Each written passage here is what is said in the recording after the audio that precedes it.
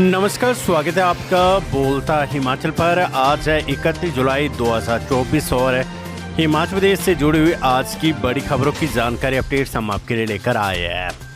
हमेशा की तरह आप इस वीडियो को लाइक कर दीजिएगा। चैनल पर नहीं जुड़े चैनल को आप सब्सक्राइब जरूर करें। पेश है आज की सबसे बड़ी खबरें।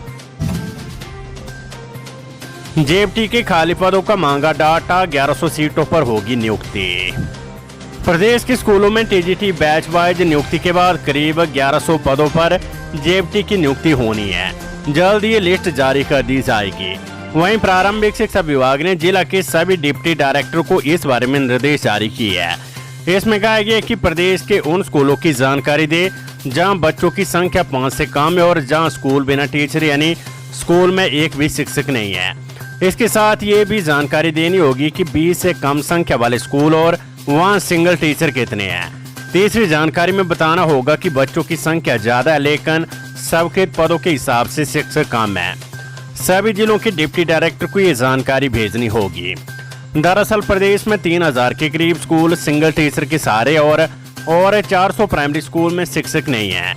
ऐसे में जब जेएफटी की नियुक्ति होगी तो सबसे पहले इन्हीं खाली स्कूलों में ये नियुक्तियां की जाएगी ताकि बच्चों की पढ़ाई प्रभावित ना हो। इससे ये भी तय होगा कि 5 से कम इनरोलमेंट पर प्राइमरी स्कूलों को स्थानीय स्कूल में मर्ज किया जाएगा। वन रैंक वन पेंशन देने में देरी पर केंद्र को 2 लाख रुपए जुर्माना।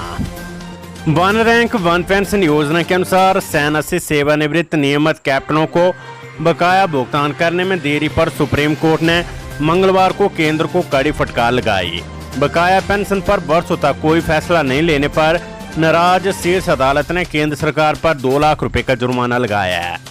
न्यायमूर्ति संजीव खन्ना और न्यायमूर्ति आर महादेवन की पीठ ने सेवानिवृत्त अधिकारियों के मामले में जो भी अड़चनें आ रही है उन्हें दूर करने के लिए केंद्र को 14 नवंबर तक का समय दिया है। पीठ ने कहा कि 2 लाख रुपए की राशि सेना के कल्याण कोष में जमा की जाएगी। हिमाचल में उड़ीसा की तर्ज पर चलेगा अमृत प्रोजेक्ट। हिमाचल में अब अमृत प्रोजेक्ट उड़ीसा की तर्ज पर चलेगा। इस प्रोजेक्ट के तहत प्रदेश के 9 जिलों में 24 घंटे 7 दिन स्वच्छ पानी की योजना को सिरे चढ़ाया जाएगा। केंद्र सरकार का आवास और शहरी विकास मामलों के मंत्रालय इस योजना के लिए बजट का प्रावधान कर रहा है। हिमाचल में अमृत मिशन के तहत 17 प्रोजेक्ट लॉन्च किए गए और इन पर 258 करोड़ रुपए का बजट खर्च किया जा रहा है। इस प्रोजेक्ट में हिमाचल प्रदेश के 3 जिलों को शामिल नहीं किया गया है। लाहौल स्पीति और किन्नौर कम आबादी होने की वजह से प्रोजेक्ट में शामिल होने से छूट गया है, जबकि बिलासपुर जिला तय मापदंड पूरा न कर पाने की वजह से इस योजना का हिस्सा नहीं है। हिमाचल प्रदेश के स्कूलों में अब प्रेयर के साथ तिरंगा फहराना जरूरी। हिमाचल प्रदेश सरकार विद्यार्थी का समग्र एवं समावेशी विकास सुनिश्चित करने के लिए प्रतिबद्ध है।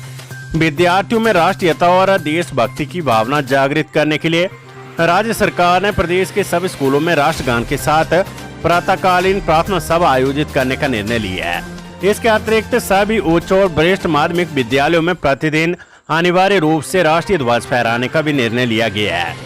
मुख्यमंत्री सुखविंदर सिंह सुक्खू ने कहा है कि इस प्रकार की गतिविधियों से युवा पीढ़ी में एकता और देशभक्ति की भावना जागृत होगी। इससे विद्यार्थी भविष्य में राष्ट्र के जिम्मेदार नागरिक बनेंगे। प्रदेश सरकार ने कार्यभार ग्रहण करने के उपरांत शिक्षा प्रणाली में विभिन्न सुधारात्मक कदम उठाए और शिक्षा प्रणाली में इन निर्णयों के सकारात्मक परिणाम भी सामने आ रहे हैं। हिमाचल प्रदेश लोक सेवा आयोग एक साल में 1460 भर्तियों का नया रिकॉर्ड है। कैप्टन रामेश्वर सिंह ठाकुर की अगुवाई में राज्य लोक सेवा आयोग ने न सिर्फ समय से पहले वार्षिक प्रशासनिक रिपोर्ट दी है बल्कि एक साल में 1460 भर्तियां करने का रिकॉर्ड भी बनाया है। चेयरमैन ने आयोग के अन्य सदस्यों के साथ राजभवन जाकर राज्यपाल शिव प्रताप शुक्ल को वार्षिक रिपोर्ट प्रस्तुत की। राज्यपाल ने इस अवधि के दौरान आयोग के लक्ष्यों को प्राप्त करने के किए गए प्रयासों के लिए आयोग के सभी सदस्यों, अधिकारियों और कर्मचारियों को बधाई दी है। लोक सेवा आयोग ने दरअसल इस एक साल की अवधि में 1460 भर्तियां पूरी की है। इनमें 940 पद क्लास 1 और क्लास 2 के लोक सेवा आयोग ने भरे हैं। इनमें college cadre, assistant professor, Ayurveda doctor और स्कूल लेक्चरर न्यू इत्यादि शामिल है। नई बात यह कि इस दौरान हिमाचल प्रदेश प्रशासनिक सेवा की 2 परीक्षाएं होगी है। पिछले साल के बैकलॉग के साथ इस साल की भर्ती को भी शुरू कर दिया गया है। HRTC में इलेक्ट्रिक बस खरीद को कंपनियों का इंतजार है। हिमाचल प्रदेश में खरीदी जाने वाली 327 इलेक्ट्रिक बसों की खरीद के लिए टेंडर की आखिरी तारीख 1 अगस्त है। सूत्रों के अनुसार अभी तक 3 ही कंपनियों ने टेंडर में हिस्सा लिया और उम्मीद है कि शेष 2 दिनों में और कंपनियां आगे आएगी। जानकारी के अनुसार इलेक्ट्रिक बसों की खरीद प्रक्रिया को पूरा करने के लिए HRTC भी अब जल्दबाजी में है। सरकार के निर्देश है कि जल्द से जल्द इसकी टेंडर प्रक्रिया को पूरा किया जाए। टेंडर में रखी शर्तों के अनुसार 11 महीने में इलेक्ट्रिक बसें देनी होगी। वन रक्षक की सख्तियां बढ़ी, मुख्यमंत्री सुक्खू ने जारी की SOP। हिमाचल प्रदेश में अब जंगलों में गल सड़ रहे सूखे पेड़ों को आसानी से काटा जा सकेगा। सरकार ने सूखे पेड़ों पर मानक संचालन प्रक्रिया SOP जारी कर दी है। इसके तहत अब वन रक्षक अपने स्तर पर 2 पेड़ और वन मंडल अधिकारी 25 पेड़ काटने की अनुमति दे सकता है। मुख्यमंत्री सुखविंदर सिंह सुक्खू ने मंगलवार को इस संबंध में SOP जारी की है। हालांकि राज्य सरकार ने पिछले साल ही जंगलों में सूख रहे पेड़ों को काटने के संबंध में दिशा निर्देश जारी किए थे। इस अवधि के दौरान वन विभाग और निगम ने बीते वर्ष 15,000 क्षतिग्रस्त पेड़ों को प्रसंस्कृत किया है। इससे लकड़ी की बिक्री से राजस्व प्राप्त हुआ है। इसके परिणाम स्वरूप राज्य सरकार की रॉयल्टी आय मात्र 1.5 वर्ष में 35 से बढ़कर 70 करोड़ रुपए हो गई है। प्रदेश सरकार ने एक रणनीतिक फैसला लेते हुए वन विभाग की निर्माण शाखा को बंद करने का निर्णय लिया है। इसे वन की गतिविधियों पर ध्यान केंद्रित करने के निर्देश दिए हैं। इसके अलावा वन बीट से सर्कल तक योजना में बेहतर काम करने वाले वन विभाग के कर्मचारियों को नवाजा जाएगा। विक्रमादित्य सिंह बोले, बिना बजट शुरू की थी हिमकेयर योजना। पूर्व सरकार ने बिना बजट के ही प्रदेश में हिमकेयर योजना शुरू की थी, जिसके चलते प्रदेश के प्राइवेट अस्पतालों की करोड़ों की देनदारी हो चुकी है। ये बात लोकमान्य मंत्री विक्रमादित्य सिंह ने मंडी में जिला जन शिकायत निवारण समिति की पहली बैठक के उपरांत कहे। उन्होंने कहा कि प्रदेश में हिमकेयर योजना सरकारी अस्पतालों में निरंतर जारी है। योजना केवल प्राइवेट अस्पतालों में हिमकेयर योजना को बंद किया गया है। उन्होंने कहा कि पूर्व सरकार ने इस योजना को बिना बजट के शुरू किया था। टांडा मेडिकल कॉलेज को पुरस्कृत करेंगे केंद्रीय स्वास्थ्य मंत्री JP नड्डा। डॉक्टर राजेंद्र प्रसाद राजकीय आयुर्विज्ञान चिकित्सा महाविद्यालय टांडा अस्पताल को emerging national transplant and organ retrieval centre award के लिए पूरे भारत में श्रेष्ठ पुरस्कार से नवाजा जाएगा। राष्ट्रीय अंग एवं उत्तक प्रत्यारोपण संगठन NOTTO की ओर से 14वें भारतीय अंगदान दिवस के अवसर पर भारत के केंद्रीय स्वास्थ्य एवं परिवार कल्याण मंत्री JP नड्डा, प्रताप राव, गणपत राव यादव और अनुप्रिया पटेल द्वारा टांडा मेडिकल कॉलेज व अस्पताल को 3 अगस्त को नई दिल्ली में पुरस्कार से नवाजा जाएगा। इस तरह पूरे भारत में श्रेष्ठ रहने पर टांडा मेडिकल कॉलेज के नाम एक और कीर्तिमान स्थापित हो जाएगा। हिमाचल में बढ़ रहा है साइबर क्राइम, रोजाना दर्ज हो रही है 250 शिकायतें। हिमाचल प्रदेश में साइबर अपराध बढ़ता जा रहा है। प्रतिदिन साइबर अपराध की 200 से 250 शिकायतें आ रही है। साइबर अपराधी शिमला, मंडी, कांगड़ा जिले के लोगों को अपना निशाना बना रही है।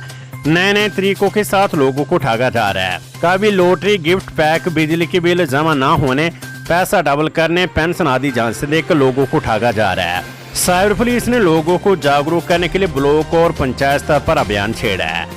स्कूलों और कॉलेजों के युवाओं को भी इस बारे में जानकारी दी जा रही है। प्रदेश में साइबर क्राइम से जुड़ी शिकायतों को दर्ज करवाने के लिए NCRP पोर्टल शुरू किया गया है। इस पोर्टल के 1930 हेल्पलाइन नंबर पर 15 से 20 मिनट के भीतर शिकायत दर्ज हो जाएगी। ऐसे ठगी के मामलों की जांच समय रहते शुरू हो पाएगी। लाल पानी में एम्बुलेंस से चर्च बरामद, चालक गिरफ्तार, वाहन में कई जगह छिपा कर रखी थी पूड़ियां। पुलिस ने राजधानी शिमला में एम्बुलेंस चालक को चर्च के साथ गिरफ्तार किया है। आपात स्थिति में मरीजों के लिए जीवनदायिनी साबित होने वाली एम्बुलेंस में चर्च मिलने से पुलिस भी हैरत में है। शहर में एम्बुलेंस में चर्च मिलने का ये पहला मामला है। पुलिस ने एम्बुलेंस को कब्जे में ले लिया है। पुलिस के मुताबिक सदर थाना के तहत खलीनी टोटीकंडी मार्ग पर लाल पानी के पास रात को नाका लगाया था। इस दौरान यहां से गुजरने वाले वाहनों की नियमित रूप से चेकिंग की जा रही थी।